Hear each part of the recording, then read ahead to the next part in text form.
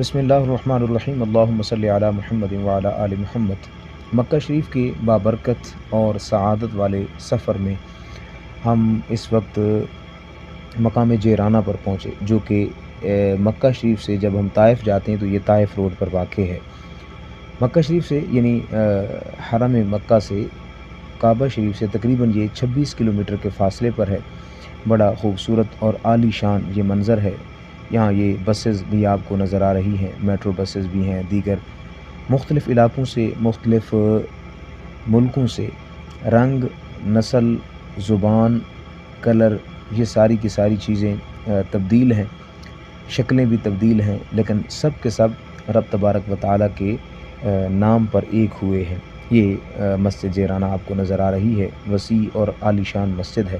یہاں سے احباب وضو کر رہے ہیں اور وضو کر کے پھر احرام باندھتے ہیں۔ احرام باندھ کر کے پھر جو ہے وہ نفل ادا کیے جاتے ہیں، اگر جو ہے وہ مکروہ ٹائم نہ ہو، زوال وغیرہ کا وقت نہ ہو، تو پھر اس کے بعد جو ہے وہ دعا کی جاتی ہے اور نیت کی جاتی ہے عمرہ شریف کی۔ یہاں مختلف علاقوں سے لوگ جیسا کہ آپ دیکھ رہے ہیں موجود ہیں۔ اس مقام کو یہ سعادت حاصل ہے کہ اس مقام سے تقریباً 300 انبیاء کرام علیہم السلام نے احرام باندھا اور احرام باندھ کر کے رب تبارک و تعالیٰ کی بارگاہ میں حاضر ہوئے۔ یہاں سے سیڑھیاں چڑھ کر کے ہم اوپر جائیں گے اور اندر کے جو ہے وہ معاملات کو دیکھیں گے۔ یہاں معتمرین حضرات جو ہے وہ احرام باندھنے کے بعد اپنی اپنی بسوں کی اور جو ہے وہ بڑھ رہے ہیں۔ کچھ احباب ابھی آ رہے ہیں، وضو کر رہے ہیں۔ یہ اندر کا جو ہے وہ ویو ہے آپ احباب کے سامنے کہ یہ مسجد جیرانہ ہے۔ اس مسجد کو یا اس مقام کو ایک اور بھی شرف اور اعزاز حاصل ہے، جہاں 300 انبیاء کرام نے یہاں سے احرام باندھا، وہیں ہمارے پیارے آقا جناب محمد مصطفیٰ علیہ تحیۃ وثنا صلی اللہ علیہ وآلہ وسلم کا ایک منفرد یہاں پر کارنامہ اور نبوت کا ایک بہت بڑا اعزاز تھا۔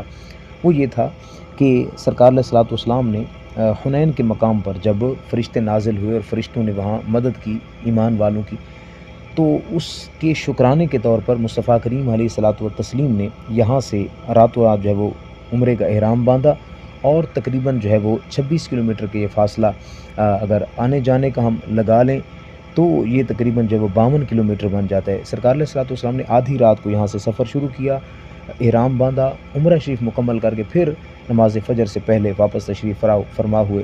صحابہ نے عرض کی، یا رسول اللہ ہمیں تو بتاتے۔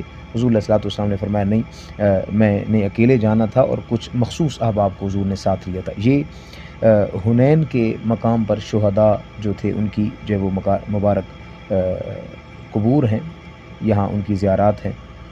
جیسا میں نے بتایا کہ مقام حنین پر یہ احباب شہید ہوئے تھے، اور حنین کے مقام پر جو ہے وہ چونکہ وہ طائف کے قریب واقع ہے، تو سرکار علیہ الصلوۃ والسلام کا یہ حکم تھا کہ جتنے بھی حنین کے مقام پر شہداء ہیں ان تمام کو جو ہے وہ مقام جیرانہ پر جو ہے وہ لایا جائے، اور مقام جیرانہ پر ہی جو ہے وہ مال غنیمت کو جمع کیا جائے، اور یہاں سے پھر سرکار علیہ الصلوۃ والسلام نے مال غنیمت کو تقسیم فرمایا۔